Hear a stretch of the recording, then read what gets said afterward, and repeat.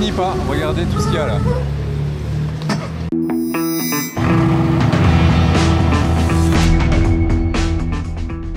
Hello everybody, this is Fipe. Comment allez-vous les amis? On se retrouve à Monaco. Ça c'est Mare Terra, le nouveau quartier construit par Monaco sur la mer, juste en face du circuit de F1 d'ailleurs. C'est vraiment juste en face, ils auront la vue sur la descente ici, l'entrée du tunnel. Et donc parti pour passer un bon moment ensemble les amis. 15, 20, 25 minutes, ça dépend si la journée va être fructueuse ou pas.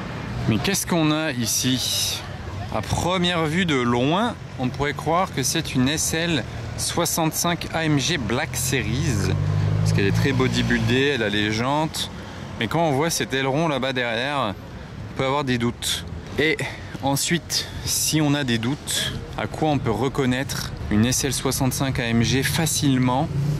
Car là, vu comme ça, elle a vraiment tout. Elle a le kit, c'est-à-dire elle est élargie, elle a l'échappement, le pare-choc, les jantes. À l'avant c'était pareil, ici pareil. Bon, l'aileron ça c'est non, mais bon, encore on pourrait avoir un doute. Surtout qu'il y a écrit SL65 AMG. Donc jusqu'au bout le délire, mais bon, il n'y a rien qui va, il y a une Brabus 800 en plus. Mais bon, je vais vous donner vraiment le truc imparable pour savoir, visuellement parlant, en tout cas, c'est le toit. Vous voyez que la voiture est décapotable, le toit il peut s'ouvrir, ok? Et ben voilà, c'est rédhibitoire parce qu'une SL 65 AMG Black Series n'existe pas en décapotable. Toutes les SL sont cabriolées, elles n'existent pas en coupé, sauf en 65 Black Series justement. Et là c'est une Black Series et elle est décapotable. Enfin bref, voilà, c'est sûr à 100% que ça n'en est pas une. La classe, petite capote bleue, les jantes grises, trier jaune, intérieur beige. Jolie config. Dans la famille Aston Martin, on poursuit sur un petit DBX. Par contre, il a les feux rouges. Vous voyez, ça c'est une option de les avoir en translucide. Rouge, c'est de base. Sinon, option translucide. Et je trouve qu'en rouge, c'est vraiment pas ouf. Et d'ailleurs, la famille Aston Martin continue. V8 Vantage. Décidément, l'enchaînement. Waouh, le rouge est très sympa. Puis on a une M2 blanche. C'est un peu fade sur une M2. Le croisement des G. En fait, si les G ils se faisaient un coucou quand ils se croisent dans Monaco comme les motards, bah, ils lèveraient le bras toutes les 30 secondes. Oula, c'est quoi ces jantes un peu tuning là, je dirais, sur cette Testarossa? C'est des jantes de quoi à votre avis? Du coup, on dirait que c'est une réplique la voiture. Ça en est pas une, hein, je pense pas, mais j'étais pas prêt.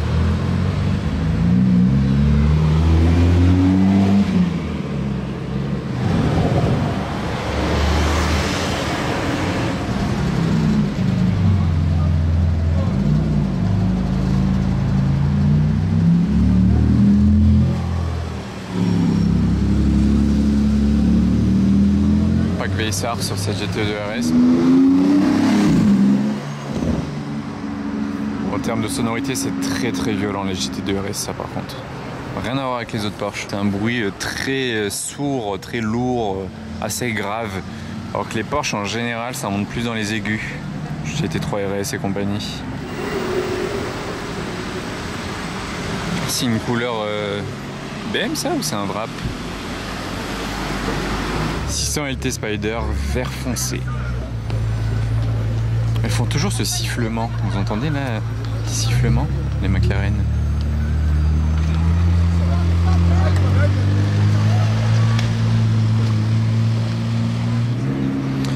Ah bah l'enchaînement est pas mal. Après la 600 LT, la 675 LT. Verte aussi, mais là c'est un vert vraiment pétant. Ah, c'est quelque chose des 675 LT. Hein. L'aileron un peu levé là.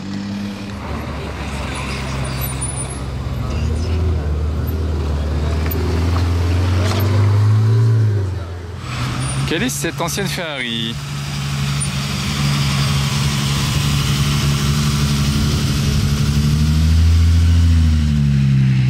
Pas mal du tout. C'est pas courant en tout cas. Hein. Autour de la LT, je vais vous faire un petit point de vue d'au-dessus. Hop.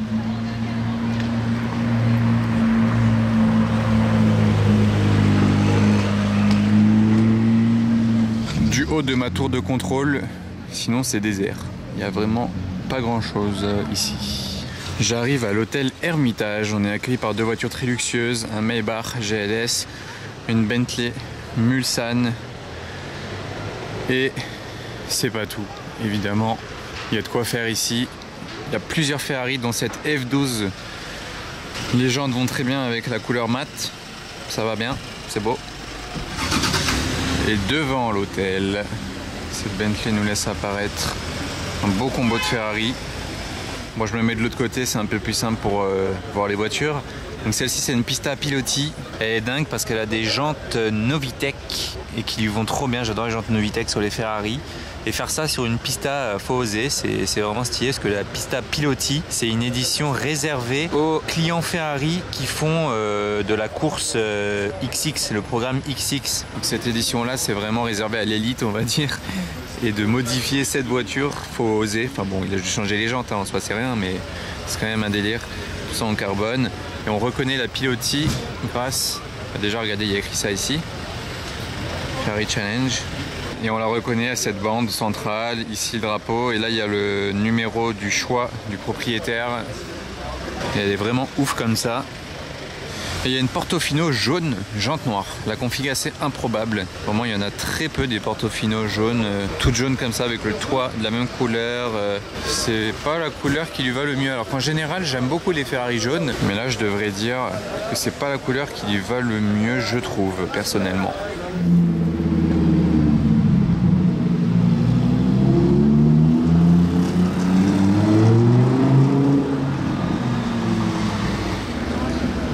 Petit convoi SF90, c'est GT3, mode électrique pour la SF. Tac. Voilà, la config de cette 750S, elle est très cool. Voilà, ça c'est de la couleur pour une McLaren, c'est ce qu'il faut. Faut pas du gris sur une McLaren. Ce rouge là par contre il est trop beau. Très classe. Hop, désolé c'est flou mais elle fait un bruit celle-ci. Elle est très violente. Pas d'origine du tout. Une Porsche Turbo quand c'est modifié c'est chaud le bruit.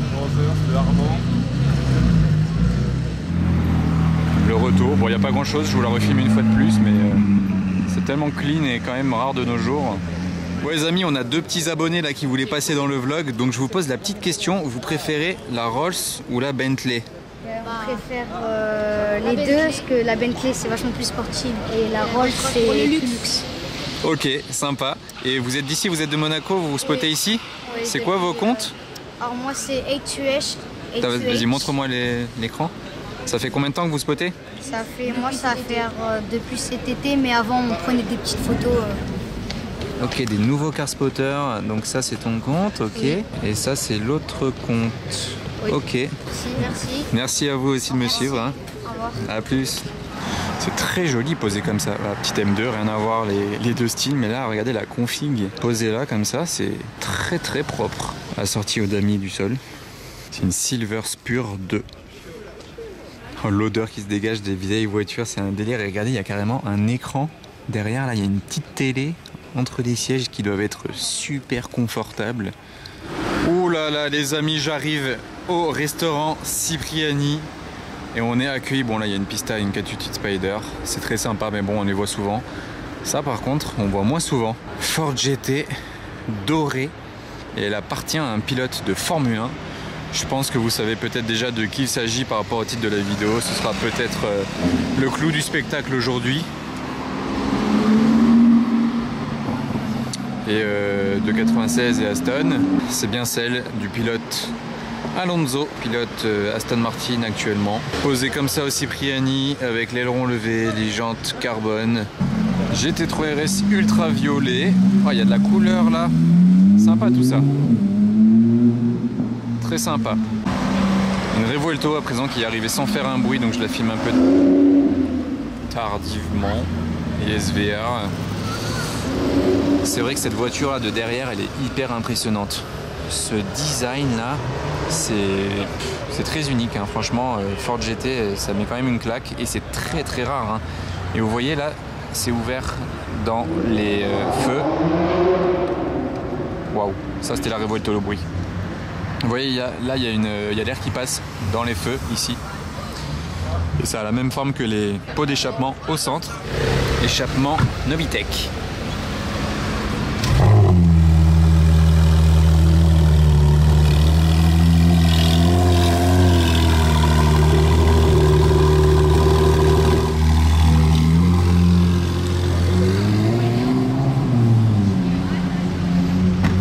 Dans tous les sens aussi, Cipriani. Ça n'en finit pas, regardez tout ce qu'il y a là. Sympa, hein?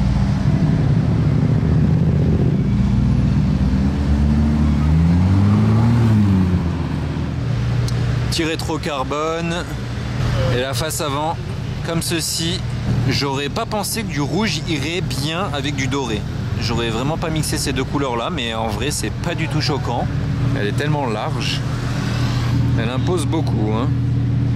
Et vous voyez, ça c'est l'air qui s'engouffre ici et qui ressort ensuite dans le phare, là, enfin dans le feu. Ça n'en finit pas.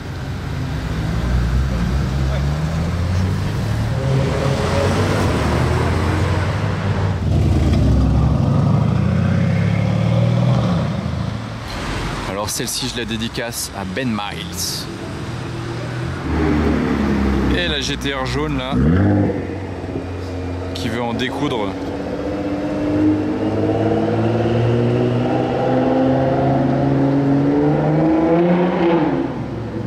Ça résonne, hein, donc.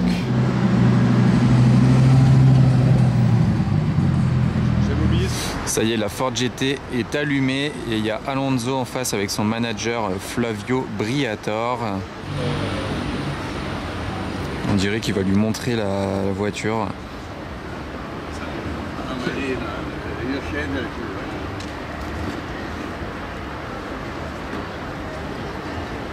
Bon, sachant qu'il est pilote chez Aston Martin, il aurait pu venir avec son Aston Martin Valkyrie. Il a décidé de sortir la Ford GT ce soir. Après, peut-être que la Valkyrie ne démarrait pas. Elles sont un peu capricieuses parfois.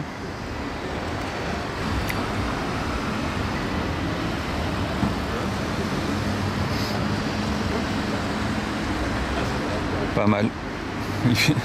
Il fait vraiment voir sa voiture à son manager Flavio Briatore, qui est directeur chez Aston Martin, l'écurie de Formule 1, et à l'époque il était chez Renault.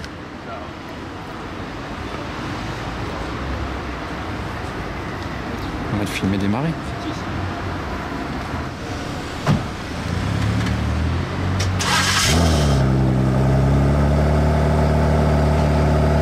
Ça fait pas énormément de bruit, hein. C'est un V6.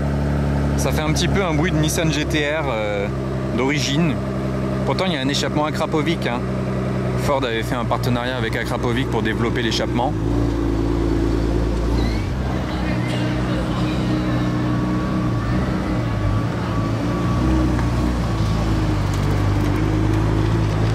La configuration dorée est vraiment très stylée. Quelle voiture! Elle impose sur la route, waouh!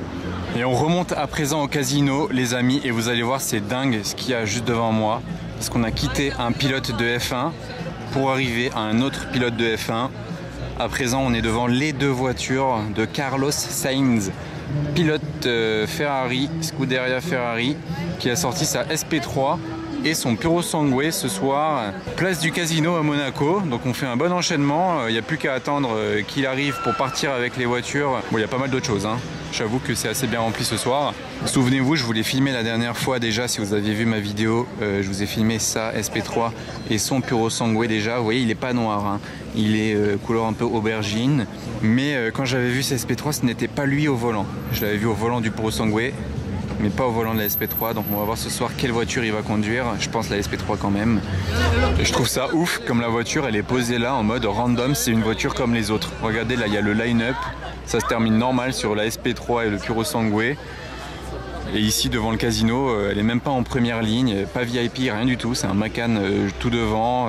Bon, il y a des voitures diverses et variées devant le casino. Il y a un peu de tout ce soir, il y a beaucoup de choses, hein. Il y a pas mal de voitures. Mais la SP3 elle est posée là, normal. Alors là les amis, la voiture qui met clignotant, qui arrive bien tranquillement comme une voiture normale juste derrière cette classe S. Vous n'êtes pas prêt qui est au volant de cette Toyota Prius. Vous allez découvrir ça d'ici quelques secondes. Regardez, suspense. C'est son Altesse Sérénissime Albert de Monaco qui arrive au volant de sa voiture.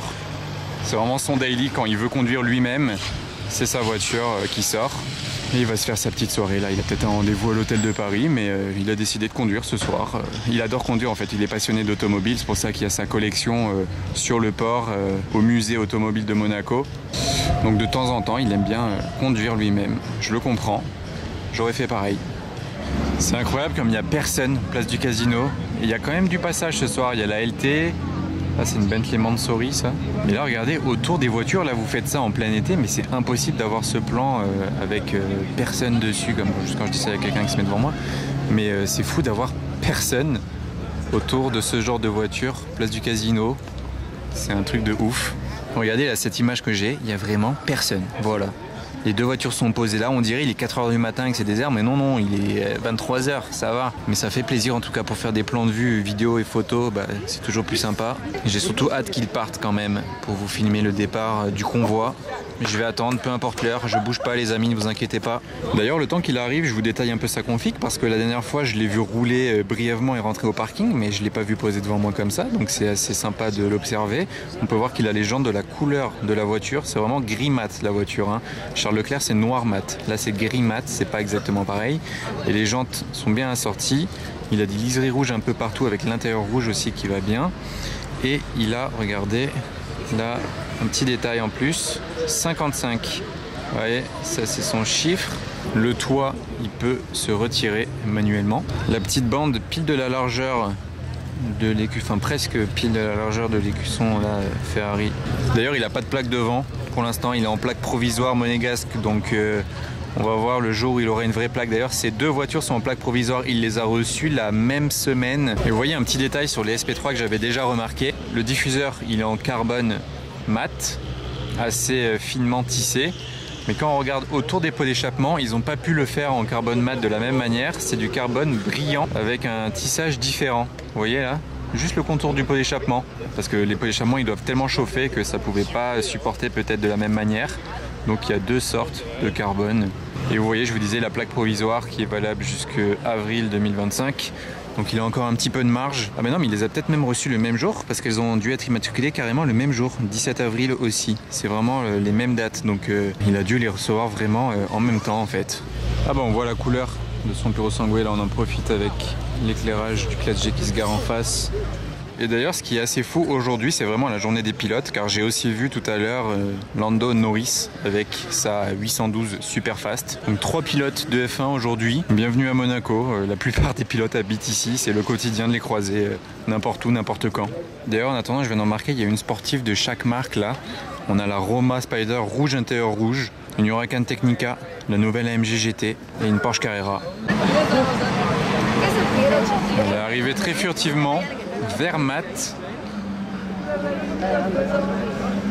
Je l'avais pas vu encore celle-ci. Là on peut bien comparer l'évolution de la Porsche Turbo entre ces deux-là côte à côte, les deux noirs, voilà. Vous pouvez un petit peu comparer ce qui a évolué. C'est vrai que la dernière, la 992, elle fait plus grosse, plus ronde, plus imposante, plus large, alors que celle-ci faisait même un petit peu plus sportive, je trouve.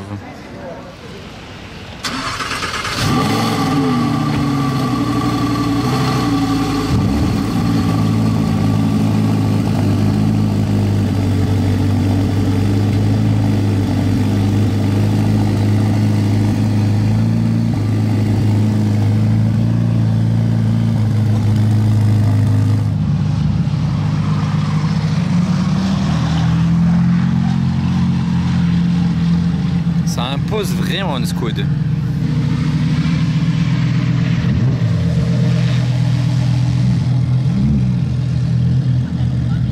Il n'a pas allumé ses phares.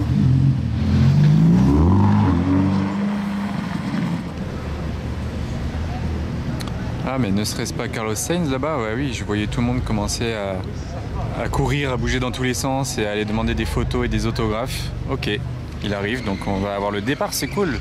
J'aurais pas attendu trop tard, il est minuit pile.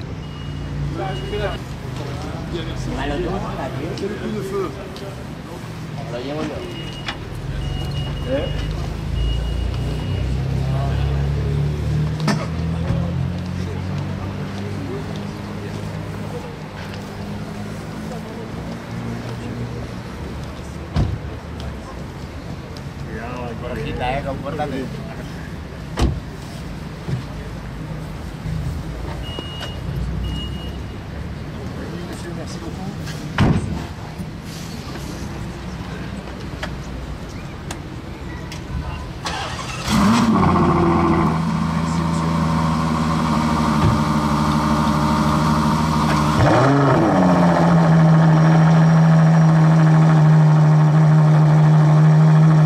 C'est incroyable le bruit d'une SP3. En plus elle est froide là.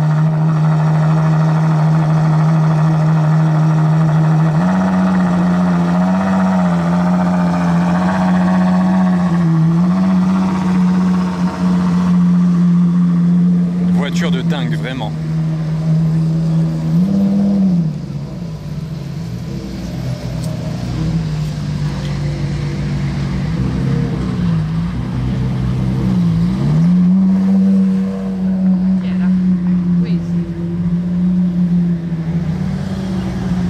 Mais voilà, son convoi des deux Ferrari,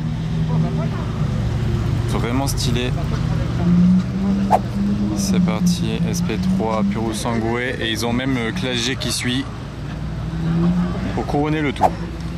On aura fini en beauté les amis, j'espère que ça vous aura plu, merci d'avoir regardé jusqu'au bout et merci d'avoir regardé tout court même. À bientôt.